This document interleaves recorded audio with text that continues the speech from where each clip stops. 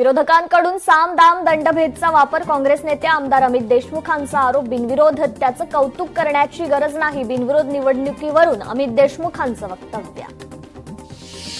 ज्या देवेंद्र फडणवीसांनी संपलेली कुटुंब उभी केली त्या कुटुंबानं केलेल्या बेईमानी बदला घेतल्याशिवाय राहणार नाही. सोलापूरचे पालकमंत्री जयकुमार गोरेंचा मोहिते पाटलांवर घणाघात.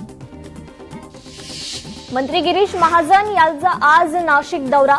अपक्ष उमेदवार गोकुळ गीते यांची भेट घेणार. विधान परिषद निवडणूक संदर्भात महायुतीच्या उमेदवाराला पाठिंबा देण्यासाठी भेट घेणार असल्याची माहिती. नगर परिषदेचे मुख्य अधिकारी शैलेश फडसेंना नोटीस. आदर्श आचारसंहितेचा भंग केल्याप्रकरणी नोटीस. बीड शहरात लावले राजकीय बॅनर आणि होर्डिंग. प्रशासनाकडून तत्काळ कार्यवाहीचे आदेश.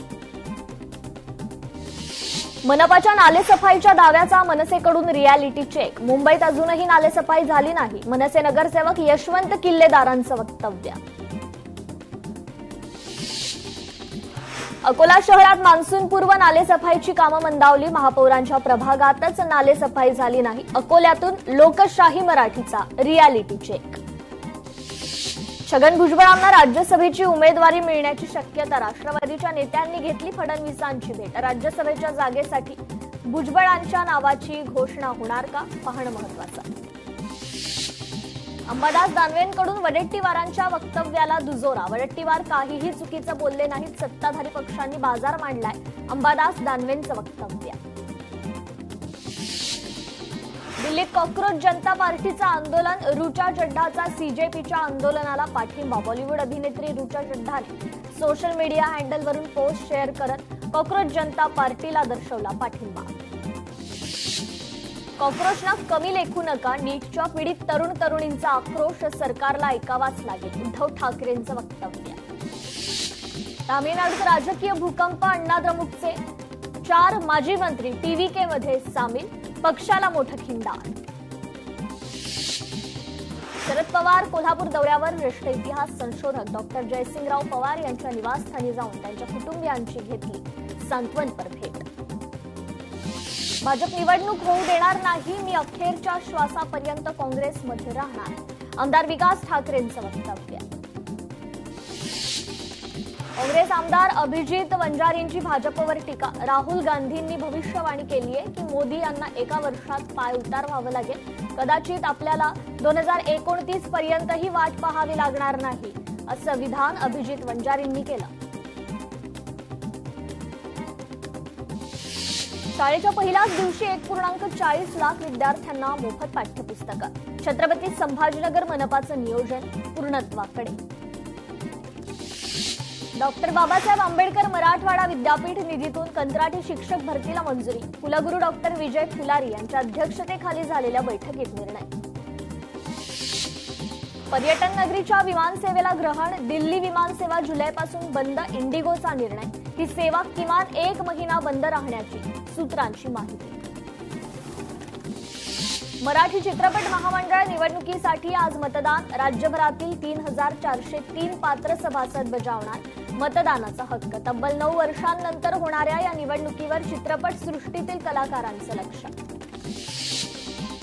मुंबईकरांसाठी महत्त्वाची बातमी. रेल्वेच्या 3ही मार्गावर आज मेगा ब्लॉक. नागरिकांनी रेल्वे वेळापत्रक तपासूनच बाहेर पडण्याचं आवाहन. गडचिरोली दौऱ्यादरम्यान मुख्य सचिवांचा गावकऱ्यांशी संवाद. राजेश अग्रवाल यांनी गुरनोली गावाला भेट देत गावकऱ्यांशी संवाद साधला. अन्न औषध प्रशासनाची धडाकेबाज कारवाई. प्रतिबंधित गुटखा पान मसाला विक्रेत्यांवर धडक कारवाई. 1 जून ते 5 जून या 5 दिवसात 195 ठिकाणी धाडी. आतापर्यंत तब्बल 192 जण अटकेत. पंढरपूरमध्ये 2 वर्षाच्या प्रतीक्षेनंतर विठ्ठल मंदिरातील व्यंकटेश मंदिर भक्तांना खुलं होणार. जतन आणि संवर्धनाच्या कामामुळे व्यंकटेश मंदिराला नवी झळाळी. नेर महसूल विभागातील 4 तलाठी निलंबित. जिल्हाधिकाऱ्यांची कारवाई. महसूल विभागात खळबळ. तर लातूरमध्ये पेपरफुटी प्रकरण पुन्हा तापलं. आरोपी शिवराज मोटेगावकर याच्या क्लासेस बाहेर जोरदार घोषणाबाजी. आरसीसी क्लासेस बंद करण्याची मागणी. वाशिम शहरात पाणी टंचाईची समस्या. कर्मचाऱ्यांना तब्बल 10 ते 12 दिवसांनी पाणी पुरवठा होत नसल्याची परिस्थिती. सोनं चांदीच्या दरात मोठी घसरण, 48 तासात सोन्याच्या दरात 3,000 रुपयांची घसरण, तर चांदीच्या दरात 13,000 रुपयांची घसरण. तुकाराम मुंढेंच्या भेसळमुक्त मोहिमेला अनोखा पाठिंबा, सामाजिक कार्यकर्ते अशोक लोंढेंची श्रीरामपूर शिर्डी पदयात्रा, डोक्यावर संविधान घेऊन पदयात्रा. कॉक्रोच जनता पार्टीला छत्रपती संभाजीनगरातून समर्थन, छत्रपती संभाजीनगरातील वकिलांकडून समर्थन, केंद्रीय शिक्षण मंत्र्यांच्या राजीनाम्याची मागणी. पुण्यातील विषारी दारू प्रकरण, सीआयडी तपासात महत्वाची माहिती, योगेश वानखेडेला. रेक्स कंपनीनं ट्रान्सपोर्ट कंपनीच्या माध्यमातून तब्बल 215 लिटर मिथेनॉल पाठवलं, अविनाश कार्गो असं या ट्रान्सपोर्ट कंपनीचं नाव. नीट पेपरफुटी प्रकरण, आरोपी मोटेगावकरच्या क्लासेस बाहेर घोषणाबाजी, लातूरात आरसीसी क्लासेस बंद करण्याची मागणी.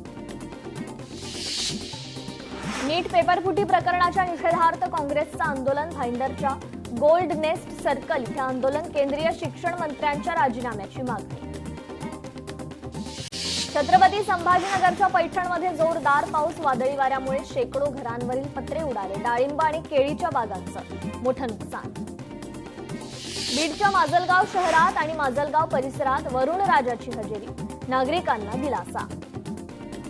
नवी मुंबईच्या घणसोलीतील निवासी इमारतीला भीषण आग, आगीचं कारण अस्पष्ट, सुदैवानं जीवितहानी नाही.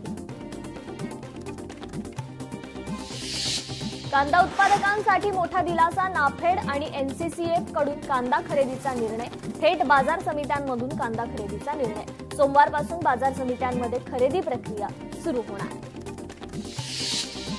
तर बीडमध्ये पाण्याअभावी मोसंबीचा भाग वाळला, शेतकऱ्यांनी चालवला जेसीबी, वाळलेली मोसंबीची झाडं शेतात पेटवून देत व्यक्त केला संताप. रासायनिक खतांच्या तुटवड्यामुळे शेतकऱ्यांचा सेंद्रिय खताचा वापर, वाशिममध्ये अनेक ठिकाणी आता हळद लागवडीची शेतकऱ्यांना तयारी सुरू केली, ट्रॅक्टर सहाय्यात बेड पाडण्याचं काम सुरू.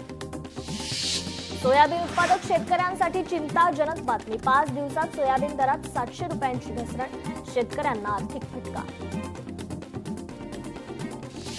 छत्रपती संभाजीनगरच्या पैठण तालुक्याला वादळी पावसाचा तडाखा, पावसामुळे 3 एकरवरील केळीची बाग जमीनदोस्त, अवकाळी पावसामुळे शेतकऱ्याचं मोठं नुकसान. पंढरपूरच्या संगम गावातील शेतकऱ्याची 4 एकर केळीची बाग उद्ध्वस्त, शेतकऱ्याची कृषी मंत्र्यांकडे मदतीची मागणी.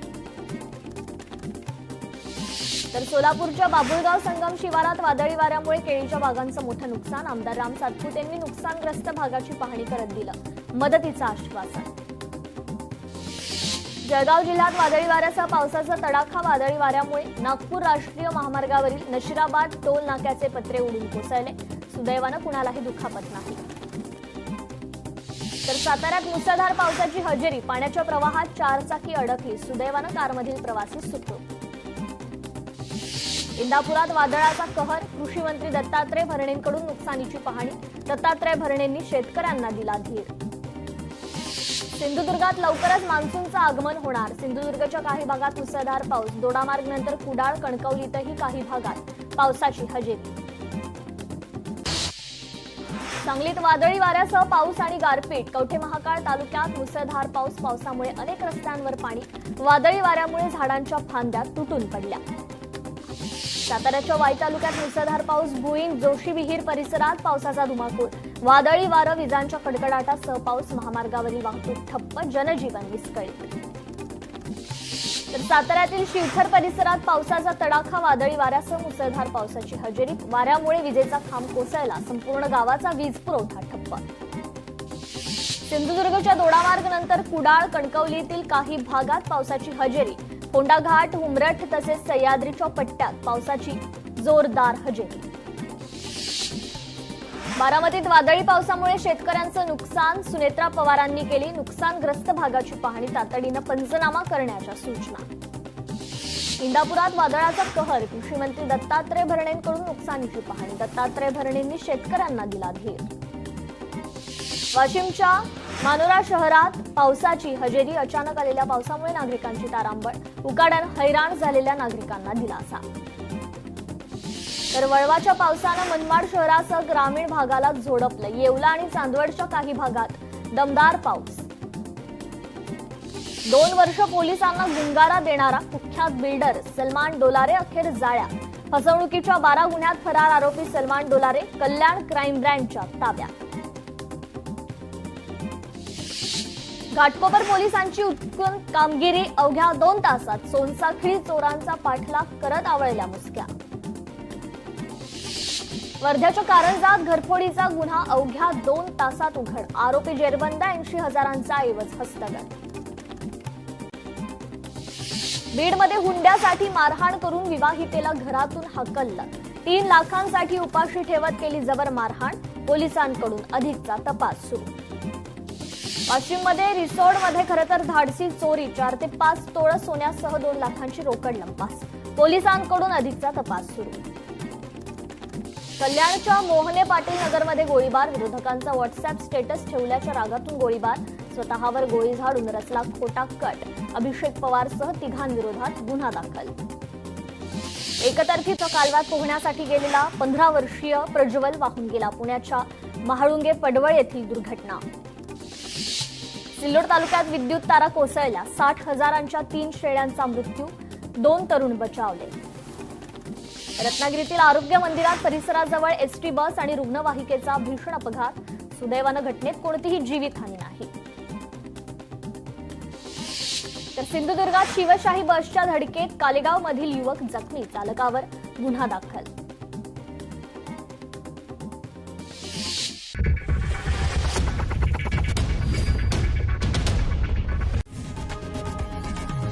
लोकशाही मराठी ऐका, पहा, जागरूक रहा.